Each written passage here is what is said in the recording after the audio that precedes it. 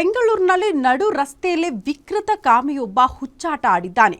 ಅಂಗಡಿಗೆ ಬಂದಿದ್ದ ಯುವತಿಯನ್ನ ಎಳೆದು ಆಕೆಯ ತುಟಿಗೆ ಮುತ್ತಿಟ್ಟು ವಿಕೃತಿ ಮೆರೆದಿದ್ದಾನೆ ಈ ಯುವಕ. ಪ್ರಮುಖವಾಗಿ ನಡು ರಸ್ತೆಯಲ್ಲಿ ಹೆಣ್ಣುಮಕ್ಕಳು ಓಡಾಡೋದಕ್ಕೆ ಸ್ವಾತಂತ್ರ್ಯ ಇಲ್ವಾ, ಅವ್ರಿಗೆ ಸೇಫ್ಟಿ ಇಲ್ವಾ, ಇಂಥ ಪ್ರಶ್ನೆಗಳು ಪದೇ ಪದೇ ಯಾವಾಗಲೂ ಕೇಳೋದಕ್ಕೆ ಸಿಗ್ತಾ ಇತ್ತು. ಒನ್ಸ್ ಅಗೇನ್ ಅಂಥದ್ದೊಂದು ಪ್ರಶ್ನೆ ಕಾಡೋದಕ್ಕೆ ಶುರುವಾಗಿದೆ. ಅಂಗಡಿಗೆ ರೇಷನ್ ತರೋದಕ್ಕೆ ಹೋಗಿದ್ದ ಯುವತಿಯನ್ನ ಹಿಂಬಾಲಿಸಿಕೊಂಡೇ ಬಂದಿದ್ದಾನಂತೆ. ಆಕೆಯ ತುಟಿಗೆ ಮುತ್ತಿಟ್ಟು ಕಚ್ಚಿದ್ದಾನಂತೆ. ನಡು ರಸ್ತೆಯಲ್ಲಿ ಅಸಭ್ಯ ವರ್ತನೆ ತೋರಿದ್ದಾನೆ ಈ ಕಾಮುಕ. ಗೋವಿಂದರಾಜಪುರದಲ್ಲಿ ಈ ಘಟನೆಯಾಗಿದೆ. ಕಾಮುಕನಿಂದ ತಪ್ಪಿಸಿಕೊಂಡು ಮನೆಗೆ ಹೋಗಿದ್ದಾಳೆ ಯುವತಿ. ತಾಯಿಗೆ ವಿಷಯ ಕೂಡ ತಿಳಿಸಿದ್ದಾಳೆ. ಗೋವಿಂದಪುರ ಠಾಣೆಗೆ ಬಂದು ತಾಯಿ ಜೊತೆಗೆ ಪ್ರಕರಣವನ್ನ ಕೂಡ ದಾಖಲು ಮಾಡಿದ್ದಾರೆ.